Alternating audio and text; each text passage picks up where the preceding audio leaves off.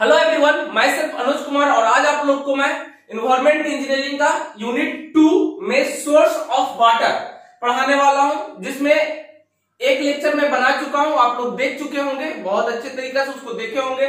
जिसमें मैंने पहला लेक्चर में बताया था कि सोर्स ऑफ वाटर जिसका दो सोर्स होता है। पहला सोर्स होता है सरफेस सोर्स ऑफ वाटर, दूसरा होता है सब surface source of water. Surface source of water में मैंने बताया था जो ग्राउंड लेवल के ऊपर वाटर रन ऑफ करता है, जो ग्राउंड लेवल के ऊपर वाटर होता है उसको हम क्या बोलते हैं, सरफेस सोर्स ऑफ वाटर। जिसका मैंने स्प्रिंग के बारे में बताया था कि माउंटेनियन रीजन में जो ऊपर पानी वाटर फ्लो होता है उसको बोलता है स्प्रिंग, उसका कुछ टाइप भी बताया था। फिर दूसरा सब सरफेस सोर्स ऑफ वाटर, जो वाटर ग्राउंड लेवल यानी अर्थ सरफेस के नीचे वाटर होता है उसको बोलते हैं सब सरफेस सोर्स ऑफ वाटर। अब देखेंगे जो अंदर ग्राउंड लेवल के अंदर जो वाटर होता है वो किस फॉर्म में होता है, बोले थे कि व्हाइट के फॉर्म में होता है। इस तरह से जैसे कि आप अर्थ है तो इस तरह का एयर सरफेस है, तो कुआं वगैरह रहता है गांव में या नदी वगैरह रहता है तो सबसे, या फिर बारिश के पानी से इस तरह से व्हाइट के रूप में पानी रहता है। इस तरह से ये नहीं कि इस तरह से अंदर लेयर बहता है, इस तरह से लेयर नहीं बहता है अंदर पानी, इस तरह से नहीं होता है। एक इस तरह फॉर्म में होता था व्हाइट के फॉर्म में। अगर यहाँ वाटर लेयर मिल गया तो कोई जरूरी नहीं कि स्पाइरल में यहाँ भी वाटर लेयर मिल जाएगा, ठीक है। ये व्हाइट के रूप में अंदर रहता है, व्हाइट के रूप में डिपेंड कर रहता है। अब देखेंगे जो ग्राउंड वाटर लेवल है ये किस बात पे डिपेंड करता है। ग्राउंड वाटर लेवल है जो डिपेंड किस पे करता है। तो पहले ग्राउंड वाटर लेवल तो आप समझ गए होंगे, ground water measure source underground water below the water table, ठीक है। और ये इसमें डिजॉल्व इम्प्यूरिटीज होता है, गैसेस होता है और मिनरल होता है, मैं सबको समझाऊंगा। अब देखेंगे तो इसमें सब सरफेस सोर्स ऑफ वाटर में एक चीज आप समझिए, बहुत इंपॉर्टेंट चीज है, बहुत इंपॉर्टेंट चीज है। जो सब सरफेस सोर्स ऑफ वाटर होता है, ये इसका वाटर जो व्हाइट के फॉर्म में है तो ये डिपेंड किन बात को करता है। तो इसमें एक बात और लिख लीजिएगा ऐड करके, नोट करके, the amount of water can be made available depend upon किस बात पे डिपेंड करता है, तो लिखिएगा पोरोसिटी पे डिपेंड करता है। किस पे डिपेंड करता है, मैं इस पे आऊंगा, पोरोसिटी पे। चलिए आप लोग कमेंट कर दीजिएगा कि पोरोसिटी क्या होता है, POROSITY होता है ना। कमेंट करिएगा पोरोसिटी का फॉर्मूला क्या होता है। पोरोसिटी क्या होता है बाबू, तो पोरोसिटी पे डिपेंड करता है। दूसरा परमियाबिलिटी पे डिपेंड करता है, परमियाबिलिटी पे डिपेंड करता है।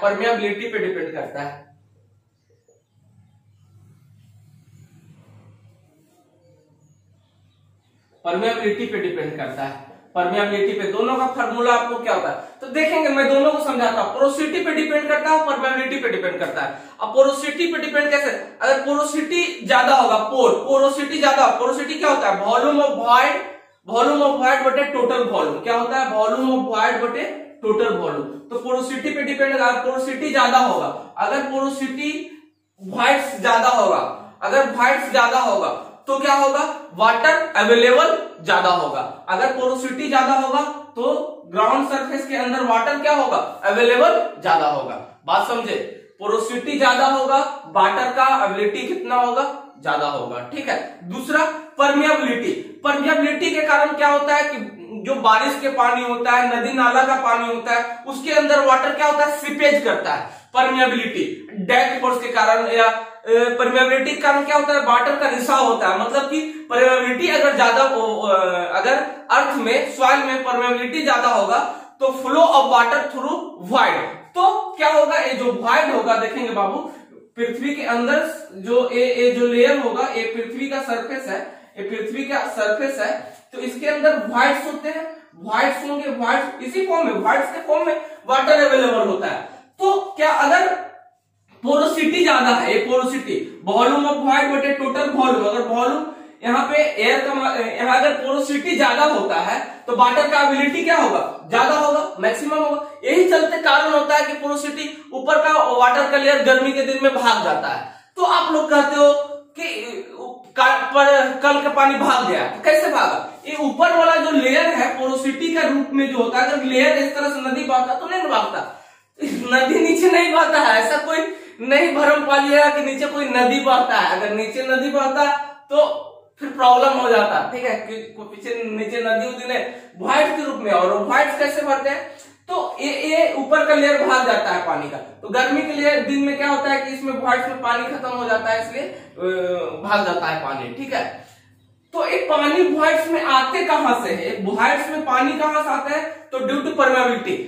परमेबिलिटी क्या होता है कि परमेबिलिटी अगर ज्यादा होगा, अगर परमेबिलिटी ज्यादा होगा तो flow of water through whites में ज्यादा होंगे। तो परमेबिलिटी के कारण यहाँ क्या होगा, वाटर का रिसाव होगा, जैसे कि तालाब होता है, नदी होता है, नाला होता है, तो ये सब का पानी जो होता है बाबू, ये सब का पानी परमेबिलिटी के कारण ये सब व्हाइट्स में आकर क्या होते हैं, फिल हो जाते हैं, फिल हो जाते हैं, मतलब यहाँ वाटर लेयर बना रहता है, जो कहते हैं स्प्रिंग्स होता है ना, कि देखते हो बरसात के दिन में ऊपर अपने आप सोइया चलने लगता है, पानी बहने लगता है कहीं कहीं से, ये सब देखे हैं। चलिए गांव के लोग हो तो बहुत सारा, हम लोग तो बचपन में बहुत सारा देखते थे कि पीपल के पेड़ से पानी निकल रहा, तो कहता भगवान जी वो स्प्रिंग, मतलब ये होता है किस तरह से इसको बताएंगे हम, ठीक है, वो स्प्रिंग होता है, तो हम बताएंगे, इसमें भी आएंगे। और परमेबिलिटी क्या बोले कि परमेबिलिटी अगर ज्यादा होगा तो flow of water through whites में क्या होंगे, ज्यादा ही होंगे, ठीक है। जैसे कि देखें कि ये जो अर्थ सरफेस पे, ये अर्थ सरफेस पे बाबू समझेंगे, ये पृथ्वी का एक मान लेते हैं, एक पार्ट मान लेते हैं पृथ्वी का, ऊपर वाटर लेयर है, पानी है, तालाब है, पॉन्ड है, कुछ भी है, इसमें पानी है, तो ये वाटर व्हाइट्स के रूप में, नीचे पानी क्या चीज के रूप फॉर्म में होता है, व्हाइट्स के रूप में। अगर व्हाइट्स ज्यादा होगा तो वाटर की एबिलिटी ज्यादा होगी, व्हाइट्स ज्यादा होगा तो वाटर की एबिलिटी ज्यादा होगा, और परमेबिलिटी ज्यादा होगा तो क्या होगा, flow of water through whites ज्यादा होंगे, तो क्या होगा, ऐसे परमेबिलिटी बराबर होता है आई के होता है, के आई होता है ये सब। अगर परमेबिलिटी ज्यादा होगा बाबू, परमेबिलिटी ज्यादा होगा तो फ्लो ऑफ वाटर क्या होगा, फ्लो ऑफ वाटर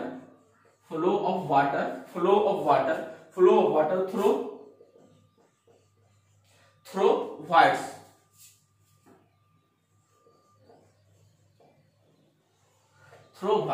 और पोरोसिटी ज्यादा होगा तो अवेलेबल वाटर, अवेलेबिलिटी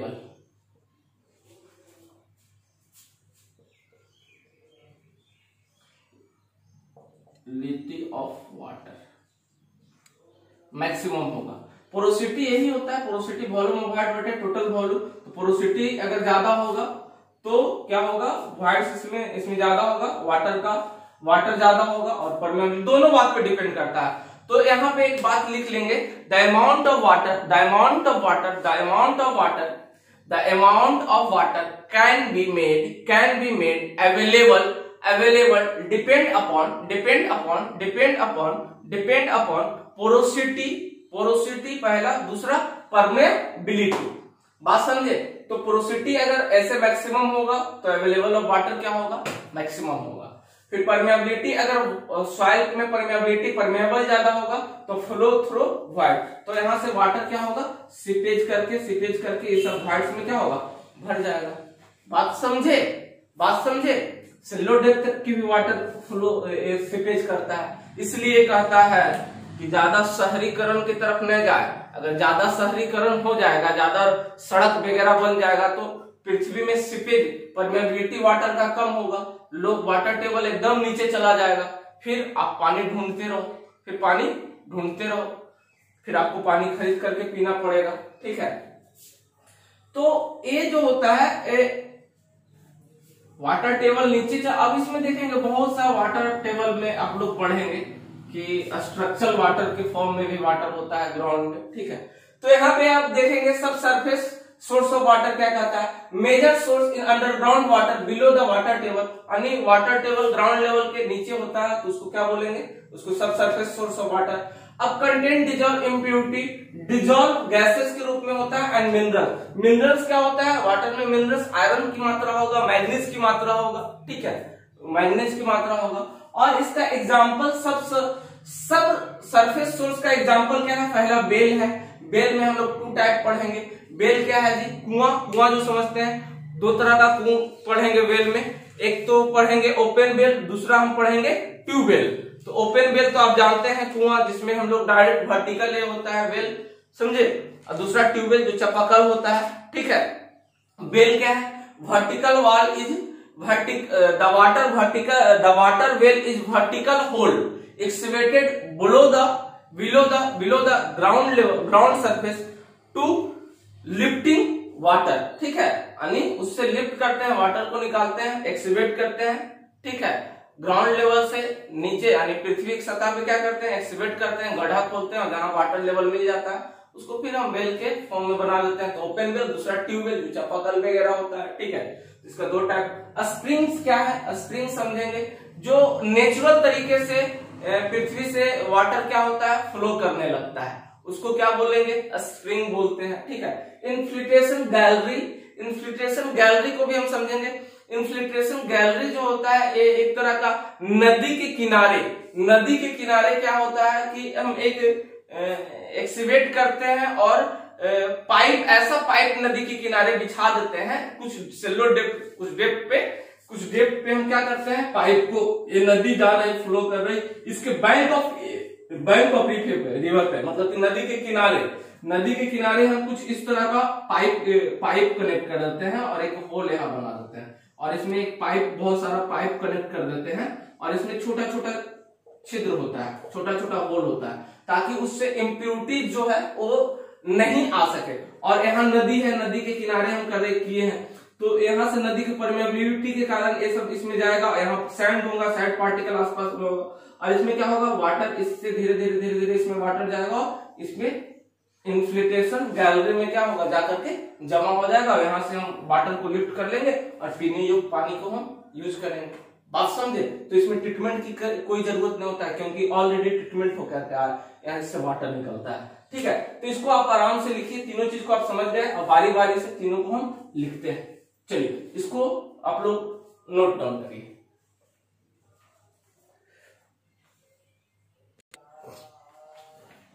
चलिए, सब सरफेस सोर्स ऑफ वाटर का पहला टाइप है वेल। वेल को हम पढ़ते हैं, the water well is vertical hole. कैसा है vertical hole? Excavated below the ground surface. Excavate मतलब होता है खंदना, डेप्थ करना, ठीक है। एक्सवेट करते हैं below the ground surface to lift the ground water, और वहां से हम ग्राउंड वाटर को क्या करते हैं, लिफ्ट करते हैं, निकालते हैं, ठीक है ना। तो ये वेल समझ गया। वेल का दो टाइप है, पहला टाइप की बात करते हैं ओपन वेल, दूसरा ट्यूबवेल। ट्यूबवेल में मैकेनिकली तरीका से पंप के द्वारा पानी निकाला जाता है और ओपन वेल में क्या होता है, डायरेक्ट कुआं जैसा खन देते हैं और वहां से वाटर लेवल जहां तक मिल जाता है वहां से फिर हम पानी को निकालते हैं। तो ये लोकल एरिया में जहां देखते हैं कि वहां पानी का वाटर लेवल ऊपर होता है, वहां वेल हम लोग यूज करते हैं। और फिर एडवांस टेक्नोलॉजी है ट्यूबवेल, जिसमें हम लोग अगर जहां तक पॉसिबल डेप्थ करने का नहीं भी है वहां तक भी हम डेप्थ कर देते हैं। स्टेटा अनस्टेटा लेयर पे भी हम लोग डेप्थ करके वहां से भी वाटर हम लोग निकाल लेते हैं। अंदर से लो डेप्थ तक से भी वाटर को हम क्या करते हैं, लिफ्ट कर लेते हैं, ठीक है, मैकेनिकली वे से। तो ओपन वेल हम कहते हैं, ओपन वेल क्या है, एन ओपन वेल अलाइंड और unlined hole in the ground access the shallowest ground water available in local area. यानी सेलो वेट से, यानी ऊपरी से लेयर से क्या करते हैं कि वाटर को हम लिफ्ट करते हैं, निकालते हैं, ठीक है, ओपन वेल से। इसका डायमीटर ओपन वेल का कितना होता है? इसका open well large diameter varying from 2 metre से 13 मीटर तक, यानी 2 मीटर से 13, इसका काफी लार्ज डायमीटर हो सकता है। 2 मीटर से 13 मीटर तक इसका डायमीटर वैरी करता है। ये उतना इको फ्रेंडली नहीं होता है, ठीक है, पर यहाँ से वाटर पोर्टेबल वाटर के रूप में यूज करते हैं लोग। ज्यादातर इंडिया में तो ओपन वेल का ही यूज होता है। अब ट्यूबवेल न्यू में आ रहा है, ट्यूबवेल, तो ट्यूबवेल में मैकेनिकली वे से हम लोग वाटर को लिफ्ट करते हैं, ठीक है, पंप के द्वारा, ठीक। इसको लिखिए आप, फिर ट्यूबवेल को लिखाते हैं।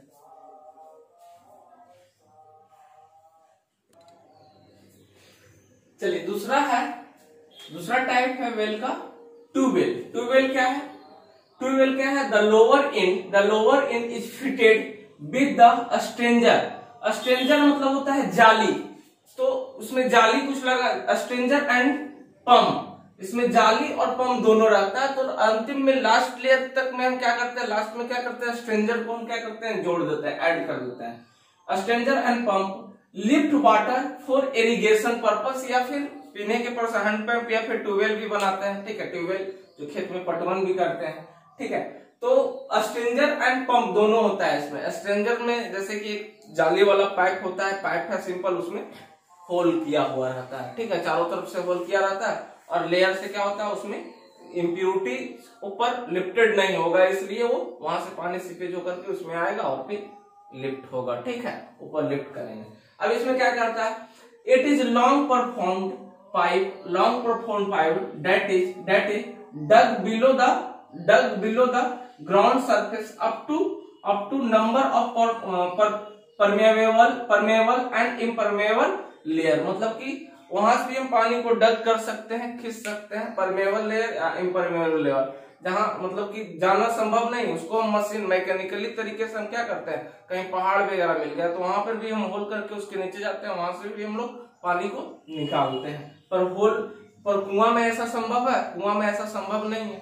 जहां तक गया वहां से वाटर लेवल मिल गया, फिर छोड़ दिए, फिर उसमें क्या होता है, डैग के कारण पानी वहां जमा होता है, उसके बाद उसको हम लिफ्ट करते हैं, ठीक है।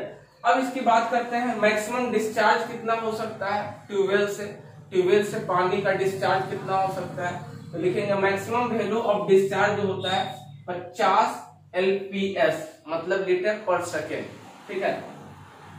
अब दूसरा इसका डाया, मैक्सिमम डाया भी होता है, तो dia of tubewell 80 mm to 600 mm तक इसका डाया होता है। बिल्कुल कोई दिक्कत यहाँ तक नहीं है। आगे हम लोग सीखेंगे स्प्रिंग्स। लिखिए इसको इस तरह। चलिए नेक्स्ट है आपका स्प्रिंग्स। स्प्रिंग क्या होता है देखेंगे, क्या बोलता है, the natural out flow of ground water is at the earth surface is called springs. क्या बोला बाबू, द नेचुरल तरीका से जो अर्थ सरफेस से पानी बाहर आ जाता है, निकलता है, उसको हम क्या बोलेंगे, स्प्रिंग। ये भी एक तरह का सब सरफेस सोर्स में आता है, ठीक है ना। तो नेचुरल तरीका से the natural out flow of ground water at the earth surface is called spring. दूसरा हम बोले इन्फिल्ट्रेशन गैलरी। इन्फिल्ट्रेशन गैलरी क्या होता है, इन्फिल्ट्रेशन क्या होता है कि नदी के किनारे क्या करते हैं, कुछ डेप्थ तक हम गड्ढा खोदते हैं, गड्ढा खोद करके उसमें क्या करते हैं कि हम गड्ढा खोद करके परफोरेटेड पाइप लगा देते हैं, मतलब छिद्र वाला पाइप लगा देते हैं, और वहां से क्या करते हैं, उससे क्या होता है, परमेबिलिटी के कारण वाटर का वहां एकत्र होता है, और उसके बाद एकत्र होकर के पाइप में छिद्र के द्वारा जाता है ताकि इम्प्यूरिटी उसमें नहीं रहता है, ठीक है। और पानी से हम कहीं होल में हम क्या करते हैं, कलेक्ट करते हैं, और वहां से हम लिफ्ट करते हैं वाटर को पोर्टेबल के लिए, उसमें ट्रीटमेंट करने की कोई आवश्यकता नहीं आता है, ठीक है। तो इस तरह का किस तरह के क्या कहते हैं इसको, this are the large tunnel palace. A large tunnel palace मतलब कि लार्ज सुरंग बनाते हैं, large tunnel palace along bank of river, यानी नदी के किनारे, ठीक है, बनाते हैं। This are place at depth of इसको प्लेस करते हैं कितना, depth of 3 metre to 5 metre below the ground surface, यानी ग्राउंड सरफेस से इसको कितना डेप्थ पे हम सिल्वर डेप्थ पे करते हैं जी, प्लेस करते हैं इसको 3 से 5 मीटर बिलो ग्राउंड सरफेस के हम क्या करते हैं, डेप्थ करते हैं, और वहां से क्या करते हैं, सीपेज परमेबिलिटी के कारण उस पे पानी क्या होगा, परमेबिलिटी के कारण उस पे और जमा कलेक्ट होगा वाटर, और उससे क्या होगा, पंप में आएगा, और पंप से हम क्या कलेक्ट करेंगे, होल में कलेक्ट करेंगे। इसका अगर मटेरियल की बात करते हैं तो ब्रिक मशीनरी वाल का ये होता है, जिसके टॉप कवर पे आरसीसी स्लैब होता है और एक मैन हॉल होता है, और सम इंटरवल पे इस तरह से हम वाटर को कलेक्ट करते हैं। इसका फिगर भी हम बनाते हैं अभी, इसको इतना लिखिए, इस तरह आशिकी का।